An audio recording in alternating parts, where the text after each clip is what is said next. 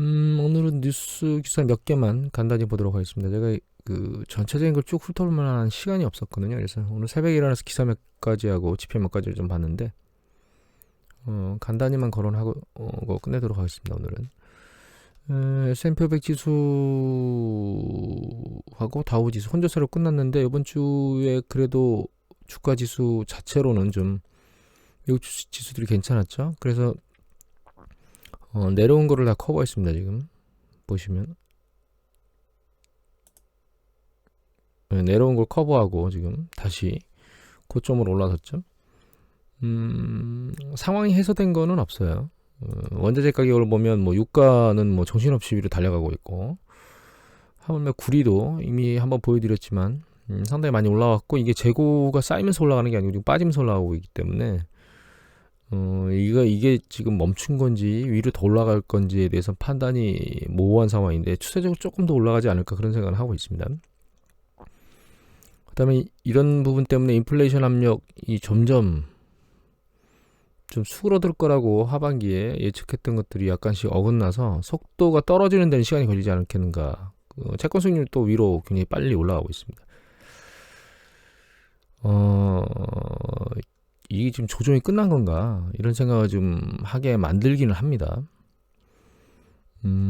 중국 시장은 약간 불안정성을 계속 유지하고 있는 상황이고, 중국 쪽이 경제 성장률이나 이런 것들이 좀 타격을 받으면 우리나라도 타격을 받게 될 겁니다. 주시장이. 왜냐하면 중국하고 이제 관련된 그 경제적인 어떤 연결성이 좀 있기 때문에 여기서 타격을 받으면 우리도 주식시장이 그렇게 긍정적인 이슈로 작동하지는 않을 거예요. 실적 발표 이번 주에 나온 거 보면은 미국 GDP 성장률이 5% 밑으로 떨어졌다는 게 가장 볼만한 뉴스인 것 같아요. 그만큼 성장 속도가 떨어졌다는 뜻이죠. 긍정적인 거는 리테일 세일이 보시면 직전 달에 뚝 떨어졌었는데, 이번 달에는 반등치가 일정 부분 그래도 세게 있었습니다. 뭐 고정자산 투자나 산업생산이나 이런 거는 이제 점진적으로 떨어지고 있는데, 그러니까 제조 파트 쪽에서는 약간 그 속도가 떨어지고 있는데, 소비 파트 쪽에서는 반등하고 있다 이렇게 보면 되겠죠. 그리고 뉴스 보도에 계속 나왔지만 이제 중국의 GDP 중에 뭐 한 40에서 50, 30에 40% 정도였던가요? 부동산 건설이 차지하는 비중이 있는데, 헝다그룹이나 이런 것들 때문에 흔들흔들하고 있기 때문에 영향을 받지 않을 수가 없다 이렇게 봐야 될 것 같아요. 그 와중에 실업률은 밑으로 떨어졌습니다. 그리고 미국의 산업 생산이 전월 대비 쑥 빠졌습니다. 이건 그렇게 긍정적인 데이터는 아닌데요. 가동률이 좀 뚝 떨어졌거든요. 예측치보다.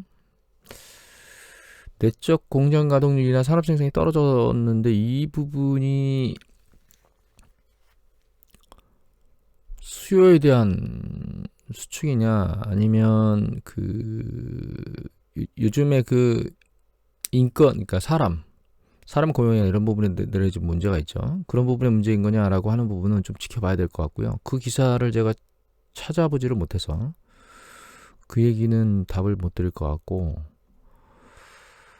다만 연준의 얘기를 보면, 여기 보시면 정인설 기자께서 10월 21일자로 환경 글로벌 마켓 기사입니다. FOMC 테이퍼링 발표 말고 FOMC의 그 회의록 내용들을 쭉 써놓으셨거든요. 그래서 페이지북 보면 대부분의 경제 활동이 완만한 속도로 증가하고 있다. 긍정적인 거죠. 다만 여러 쪽에서 보면 자동차 재고가 줄어들고 판매 가격 상승, 그런데 자동차 판매는 감소, 이게 생산을 제대로 못하고 있으니까. 여기 보시면 일부 지역에서는 공급망 붕괴와 노동력 공급 제약으로 인해 성장 속도가 둔화. 여기서는 공급망 붕괴하고 노동력 공급 제약이라고 해석을 하고 있네요. 수요 위축보다는 공급망이나 노동력 때문에 공장을 제대로 못 돌리고 있다 이렇게 보면 될 것 같아요. 델타 변이로 2개월 동안 성장세가 다소 떨어지긴 했는데 지금은 아니다 이렇게 보고 있습니다. 여기 보시면 노동 수요는 높아 최근 몇 주간 완만한 속도로 고용이 증가했지만 운송회사, 소매, 접객, 제조업 등 전 분야, 웬만한 분야는 다 포함되는 거네요. 많은 분야에서 노동력 부족 현상을 보이고 있는데, 이게 문제는 임금 인상을 시키거나 보너스를 제공해서 인플레이션 압력을 유발한다는 거죠. 부동산 때문에 발생하고 있는 인플레이션 압력 이외에 에너지나 이런 그 원자재 가격이 올라가는 것, 그거 이외에 임금, 그 다음에 부동산 가격 인상으로 인한 주거비 상승, 이런 것들이 전부 다 인플레이션 압력 등으로 작용하고 있어서 몇몇 지역에서 미래 물가도 높게 유지되거나 더 오를 것으로 예상하고 있으나, 다른 지역에서는 이제 완만한 속도로 오를 것이다, 이렇게 여기 보시면 오를 것이다라고 돼 있죠.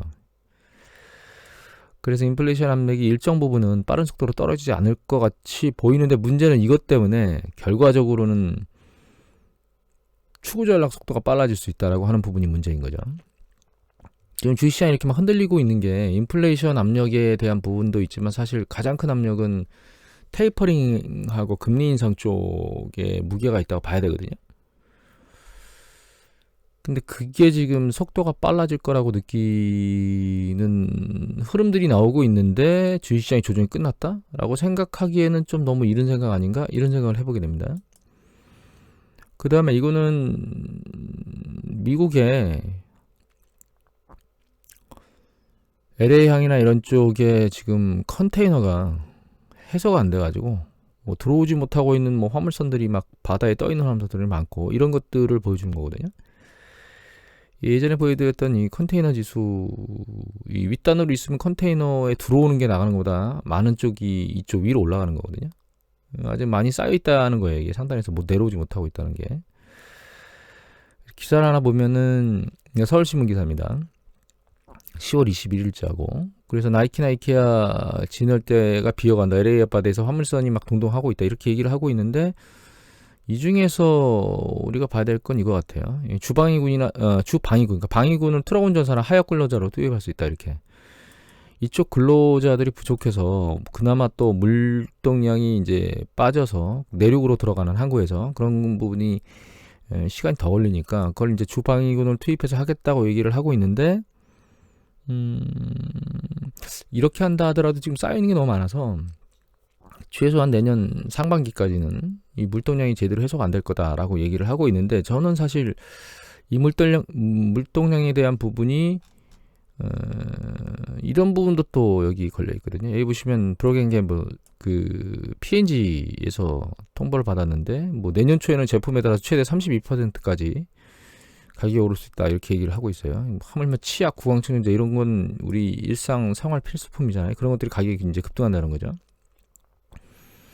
인플레이션 압력이 계속 무엇인가 쏟아지고 있는 것 같고, 또 한 가지는 이건데요. 이케아나 나이키 일부 매장에서는 진열대 상품을 모두 채우지 못하고 있다, 이런 얘기가 나오고 있잖아요. 이거는 어떻게 생각하고 있냐면, 연말에 그 블랙 프라이데이 관련해 가지고 대규모로 매출이나 이런 것들이 일어나는데, 실제로 그걸 할 수가 없는 상황으로 진행되고 있는 게 아닌가, 이런 생각을 하게 돼요. 그러니까 이제 팔고 싶어도 팔 수 있는 물건들이 없는 거죠. 이게 기업 실적하고 연관되는 거거든요. 그래서 지금 요번에 기업 3분기 기업 실적 관련해서 막 나와가지고 좋다 이런 얘기들이 나온다 하더라도, 결과적으로 4분기 때 기업 실적이 영향을 제대로, 그러니까 긍정적으로 그렇게 기대치만큼 못 나오면, 그 상황에서 연준 인플레이션 압력은 작동하고 있고, 거기에 연준이 기준금리, 그러니까 테이퍼링 속도를 늘린다거나, 혹은 테이퍼링 속도가 늘어나진 않지만 그 금리 인상에 대한 속도가 올라가는 것처럼 전도표가 나온다거나 이러면 주식시장이 어떻게 반응할까, 이런 생각을 개인적으로 해보게 됩니다. 문제가 해결되지 않은 상황에서 주식시장이 반등하고 올라가고 있는데, 과연 그거 끝났다고 봐야 되겠는가라고 하는 문제점을 안고 있다는 거죠. 그리고 중국에 이제 헝다그룹 얘기들이 쭉 나오고 있는데, 어디 또 그 밑에 어디 조그만 데는 또 디폴트가 나왔다, 이런 얘기들이 나오고 있고, 아직 헝다 파산이나 이런 얘기들, 디폴트 얘기는 안 나오고 있는데, 여기 보면 이 기사는 연합뉴스 기사고요. 10월 20일자 기사입니다. 차대운 기자께서 올리셨는데, 여기 보면 이런 얘기가 있죠. 헝다는 지난달 23일, 29일, 이달 11일 각각 예정된 달러화 채권 이자를 지급하지 못했다. 그래서 위안화 채권과 달러화 채권을 통틀어 최근 한 달 사이에 헝다가 제대로 채권 이자를 지급한 건 이 법인 처음이랍니다. 하지만 시장에서는 한정된 자금을 가진 헝다가 디폴트 유예 기간을 따로 주지 않는 국내 위안화 채권 이자부터, 그러니까 이거는 바로 안 갚으면 디폴트라는 거죠. 그래서 국내 이자 채권부터 우선 갚았을 뿐이지만 유동성 위기의 호전 징후는 없기 때문에 결과적으로는 얘는 디폴트가 선언될 것 같습니다. 23일에. 디폴트 선언이라는 게 시장에서 어떻게 영향을 미치겠느냐라고 하는 부분보다는 이제 이런 부분들이 시장에 영향을 미친다 하더라도 굉장히 일시적일 거예요. 물론 중국 자체 기업 지수는 모르겠지만, 주가 지수는 모르겠지만, 글로벌 전체로 놓고 보면 얘가 강력한 퍼펙트 스톰이나 이런 것들로 작동하지는 않을 겁니다. 다만 이제 이런 부분들이 결과적으로는 부동산 시장, 그 다음에 중국 내의 그 부동산 산업, 그리고 중국의 GDP 성장률, 이런 부분들에 영향을 미칠 수 있다라고 하는 그런 부분들을 감안하고 중시장을 쳐다봐야 될 것 같고, 우리나라도 일정 부분 크진 않더라도 일정 부분 긍정적인 이슈는 아니다, 이렇게 봐야 될 것 같아요. 그리고 전력난이 난리를 치고 있는데 미국하고 힘겨루기 하고 있는 이런 과정 중에 어쩔 수 없이 천연가스를 미국으로부터 대규모로 이렇게 수입을 할 수밖에 없다라고 하는 거예요. 사실 이거보다 훨씬 더 긍정적인 거는 호주하고 석탄과 관련된 그런 어떤 정치적 분쟁을 해결하고, 또 유럽 같은 경우에는 그 노트르스트롬인가요? 이름을 잘 기억 못 하겠는데, 그 두 번째 요번에 새로 뚫린 그런 쪽에서 천연가스 공급을 하도록 승인이 나서 천연가스 공급이 되고, 이런 부분들이 좀 터져야 그 에너지 관련된 쪽이 그나마 좀 숨통을 트이지 않을까라는 생각을 하게 됩니다. 일단 어느 쪽이든 숨통이 트일 구석이 있다는 자체가 에너지 가격이 무조건 천정부지로 계속 날아갈 수는 없다라고 하는 부분이라고 생각을 하게 됩니다. 그 주가는 어떻게 생각하고 있느냐? 지금 내려왔다가 전고점까지 다시 왔거든요. 근데 이 조정의 여력은 직전에 있었던 그 어떤 조정보다 크다고 볼 수는 없는 상황이에요, 지금. 그런데 지금 상황이 과거에 있었던 패턴과 비교해 본다면 결과적으로 이제 이 시기하고 비교할 수 있는 거죠. 왜냐하면 이때가 추구 전략이 있었을 때입니다. 2004년도 아마 6월일 거예요. 이쯤에 기준금리가 실제로 올랐고, 이때가 기준금리가 실제로 올랐거든요. 2015년도 12월달 이때입니다. 그런데 지금 시기하고 비슷한 시기는 이때입니다. 2014년도에 테이퍼링 관련된 얘기들이 꾸물꾸물 나오고, 그게 이 시기거든요. 그래서 실제로 이 움직임, 이 자체는 여기 있는 이렇게 찍힌 이 부분, 좀 확대해보면 이 부분입니다. 이 부분과 비슷한 유형으로 좀 가고 있어요. 그래서 이제 제가 계속 예전부터 말씀드렸던 거지만, 사실 내년 상반기에 이렇게 이 정도 이렇게 정점을 치고 실제로 기준금리가 인상되는 그런 언저리쯤에서 수개월 전에서 흔들릴 거라고 예측하고 있었는데, 이번에 좀 세게 흔들렸다고 말씀을 드렸는데, 얘가 지금 끝내고 조금 더 밀고 올라가다가 내년도에 이런 것들이 작동될지, 아니면 이 반등세가 약해서 지금 작동할지는 판단할 수가 없는 부분입니다. 하지만 이제 과거에도 이렇게 출구 전략이 있을 때 상대적으로 낮은 수준의 하락 정도가 있었던 때가 있었어요. 2004년도에. 이게 아마 8% 정도밖에 안 됐을 겁니다. 지금은 그것도 그만큼도 안 내려갔죠. S&P 500 지수 한 6, 7 정도 내려갔던가요? 이걸로 끝날 수 있다라고 생각하는 거는 어불성설인 것 같아요. 왜냐면 이때는 기준금리만 인하했던 시기거든요. 이때가 QE가 같이 됐던 시기입니다. 그러니까 지금하고 비슷한 시기죠. 그래서 지금하고 그 통화정책관 상황에서 동일한 시기라면 이 시기하고 이제 이 시기가 동일한 시기입니다. 다만 다른 점이 있습니다. 이 시기하고 이 시기가. 그러니까 2015년도하고 지금이 2004년도하고 지금보다는 그 통화정책 유용성과 비슷한 시기고요.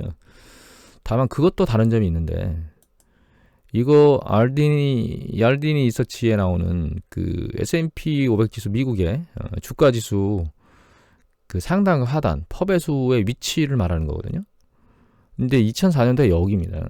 그러니까 2004년도에 출구 전략을 할 때는 퍼배수가 17배 선상에 있었어요. 그리고 2015년도에도 보시면 퍼배수가 17배 선상에 있었습니다. 그러니까 2004년도하고 2015년도는 둘 다 퍼배수가 일정 부분 상승 탄력을 가질 수 있는 그 이전에 있었던 고점 24배를 추적해서 올라갈 수 있는 상승 여력을 가지고 있었거든요. 근데 지금은 퍼배수가 여기 보시면 한 23배 정도에 있는 것 같아요. 2배에서 23배 수준 정도.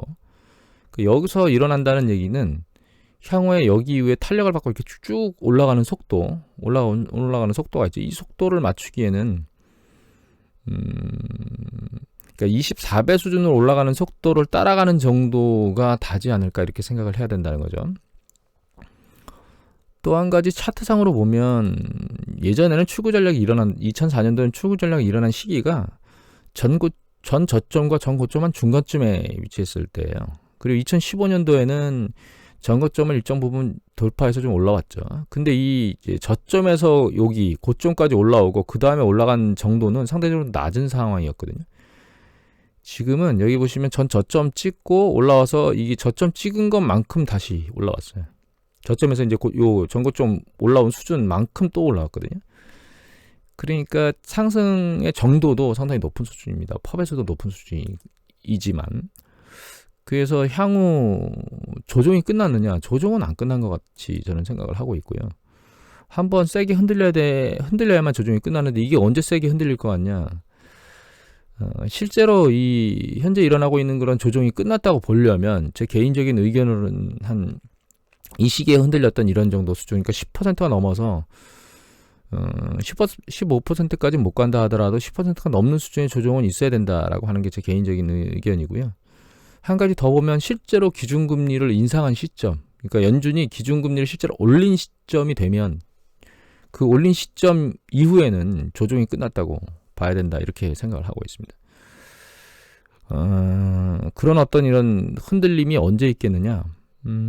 지금처럼 이렇게 유야무야해서 움직인다 그러면 아까 말씀드렸던 연준이 연준 회의를 하고 점도표나 이런 것들 쪽에 공격적으로 금리를 좀 더 빨리 인상해야 된다고 하거나 이런 쪽이 나온다거나 혹은 테이퍼링의 규모가 그러니까 월간 150억 달러 정도 얘기를 하고 있는데 그거보다 훨씬 더 많은 금액으로 진행돼야 된다고 얘기가 나온다거나 이런 부분들이 시장을 좀 세게 흔들릴 수 있는 그런 이슈로 작동할 수도 있겠다라는 생각을 하게 됩니다. 물론 말씀드렸듯이 여기서 이 조정을 끝내고 실제로 테이퍼링 진행하고 있는 과정 중에선 다시 머리를 스물스물 올릴 수도 있습니다.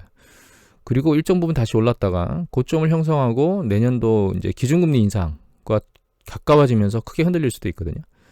그래서 두 가지를 다 가능성을 오픈하고 포트폴리오를 운영하는 게 맞는 게 아닌가 이런 생각을 하게 됩니다. 오늘 이것을 마치도록 하겠습니다.